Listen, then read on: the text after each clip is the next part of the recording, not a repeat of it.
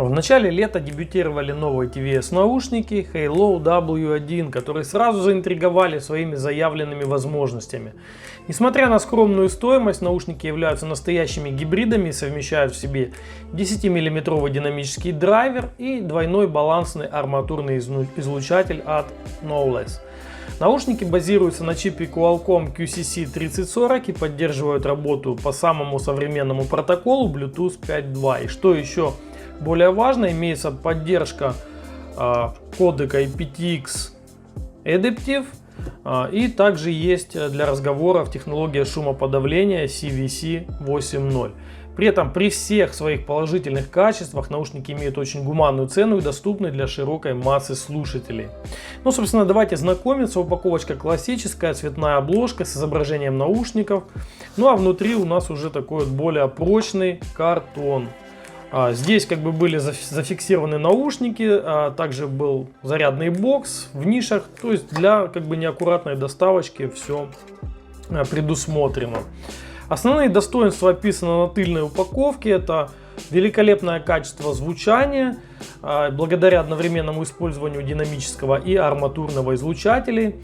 Чипсет Qualcomm QCC3040, Bluetooth 5.2, система шумоподавления из 4 микрофонов для чистой передачи голоса при разговорах, до 20 часов воспроизведения совместно с боксом или до 6 часов воспроизведения только от наушников, и умное сенсорное управление. Также, пожалуй, стоит добавить некоторые технические характеристики, которые я взял с официального сайта. Итак, емкость каждого наушника по 32 мАч, а емкость бокса 310 мАч.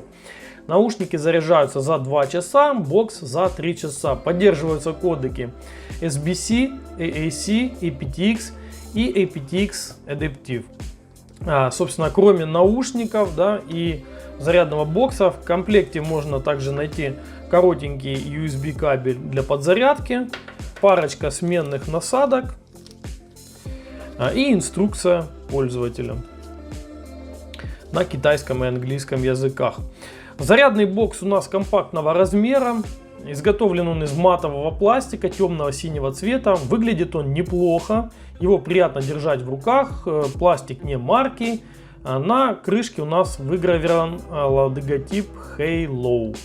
Разъемчик Type-C разместили на задней стеночке. А на лицевой части у нас есть специальная выемка, которая упрощает открытие бокса. Крышка открывается на 45 градусов. В закрытом состоянии удерживается при помощи магнитов.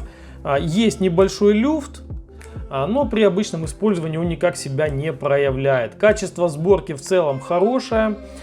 Стыки минимальные. При тряске ничего не болтается. Единственное, что выдает бюджетность модели, это как бы сам пластик. Он тактильно ощущается тонким и каким-то хлипким. На лицевой части есть 3 тусклых светодиода. Они показывают остаточный уровень заряда. Ну, здесь как бы стандартно, да, 3 точечки это у нас от 70 до 100%, 2 точки от 30 до 69% и 1 точка от 0 до 29%. Сами наушники это просто красавцы. Вместо порядком надоевших классических трубочек Halo неожиданно удивляет такими вот плоскими гранями, рубленными формами, которые смягчили плавными линиями. Выглядит очень свежо и футуристично. Основная часть корпуса изготовлена из пластика, в том числе чашечки, а внешняя часть у нас выделена глянцем, на котором выгравирован как бы бренд, да, Halo. Чашечки у нас достаточно крупные, но дискомфорта это не вызывает. Напротив, такая форма обеспечивает более плотную и комфортную посадку, что несомненно положительно сказывается на шумоизоляции и хорошем количестве низких частот. Комплектные амбушюры с виду простенькие, но мне как бы подошли они неплохо. Не пришлось даже менять размер. То есть средненький размер по умолчанию установлен. Если заменить на пенные насадки, то баса будет больше, еще больше. Но придется их уже подрезать, так как крышка в боксе не будет плотно закрываться. На каждом наушнике разместили по паре микрофонов. который используется для разговоров, и системы шумоподавления CVC. Звуковод у нас здесь овальной формы, он закрыт такой вот внушительной сеткой. Кстати, интересно, почему такая форма стала доминировать в последнее время. Ну, возможно, это как-то связано с низкими частотами, и такая форма позволяет получить их в большем количестве. Помните, раньше все ставили на свои автомобили динамики овалы, то есть при аналогичных размерах они давали как бы больше баса. Ну, возможно, и здесь работает похожий принцип, но это как бы не точно. Кстати, посадочку и внешний вид в живом использовании можно оценить на снимке. Ну а теперь поговорим о звучании. Если описывать его в целом, то наушники сочетают в себе мощный звук с весьма ощутимыми низкими частотами и очень хорошими, четкими, высокими, которые обеспечивают отличную детализацию. Зачастую за подобную стоимость мы получаем только качающие низа, да, но жертвуем детальностью. Здесь же добавили классный арматурный излучатель, и звук стал сбалансированным, более светлым и приятным. Середина присутствует в нужном количестве, добавляя звучанию телесности и объема. С вокалом тоже все отлично. Звук действительно можно условно назвать премиальным, так как зачастую для получения подобного результата нужно потратить куда больше денег. Причем Halo W1 можно смело назвать универсальными, так как они одинаково хорошо проявляют себя как в современных электронных направлениях, так и в роке или, например, в тяжелом металле. По звуку мне они показались очень близки к ZMI PurePods Pro или Meizu Pop Pro, только вот реально стоят они в 2 раза дешевле. Уровень громкости хороший, обычно я не поднимаю его выше 80%, но если хочется добавить еще на любимом треке, то запас есть. По автономности тоже все очень неплохо, при громкости 80% наушники проработали 5 часов 18 минут. Ну а совместно с боксом общее время воспроизведения увеличится до 20 часов. Это не рекорд, но для повседневных наушников результат приемлемый. Что касается кодеков, то здесь есть классический базовый SBC, более продвинутый AAC и aptX. Есть даже aptX Adaptive, который позволяет играть в игры, смотреть видео без задержки звука. При подключении смартфона Realme GT я сразу увидел шильдик aptX Adaptive, то есть кодек реально используется. Оставшийся уровень заряда отображается в шторке, вы всегда можете его контролировать без каких-то лишних действий. Ну а если у вас смартфон Xiaomi с оболочкой MIUI 12, то при подключении наушников вы будете вообще видеть анимацию, где будет отображаться остаточный заряд в наушниках и даже в боксе. Собственно, задержка звука при использовании кодека aptX Adaptive отсутствует, поэтому наушники идеально подходят для игр и просмотра видео. Ну, небольшой тест задержки звука смотрите прямо сейчас.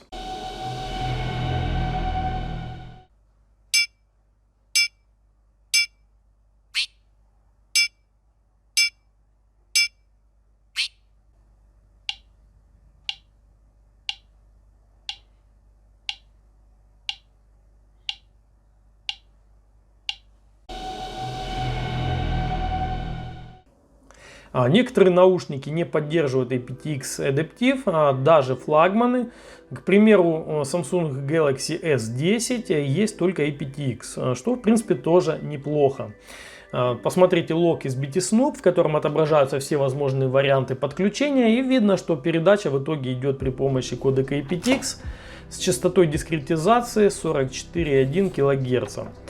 По управлению хочу отметить, что здесь в принципе все стандартно. То есть одно касание — это у нас плей-пауза, 2 касания — следующий предыдущий трек, 3 касания — это голосовой помощник. А вот громкость отрегулировать можно только через смартфон. Длительное нажатие на наушник просто отключает его. Ну и последнее, что хотелось бы отметить, это хорошая реализация разговорных функций. Разумеется, наушники можно использовать как по отдельности, так и в паре. Система CVC 8.0 хорошо отсекает посторонние звуки, благодаря чему собеседник будет слышать ваш голос четко даже в шумном месте. Как итог, попользовавшись наушниками некоторое время, я могу с уверенностью заявить, что Halo W1 это лучшее, что можно приобрести за цену до $50. Нет, даже не так. Я не слышал ничего более кайфового у TVS наушников даже в ценовом сегменте до 70 баксов. Даже с наушниками за соточку Halo W1 может спокойно выступать на равных. За время экспансии беспроводными наушниками мира аудио у многих сложилось впечатление, что это вариант исключительно для спорта, где удобство преобладает над качеством. Такие модели, как W1, опровергают это утверждение и доказывают, что за TVS наушниками будущее. Они могут быть не только удобными, но и удовлетворять запросы меломанов в вопросах качественного звука. На мой взгляд, это однозначный хит. Браво, Halo! Если обзор вам понравился и был полезен, ставьте свои лайки, подписывайтесь на мой канал. Если есть вопросики, задавайте, я постараюсь ответить. С вами был Злой, до новых встреч!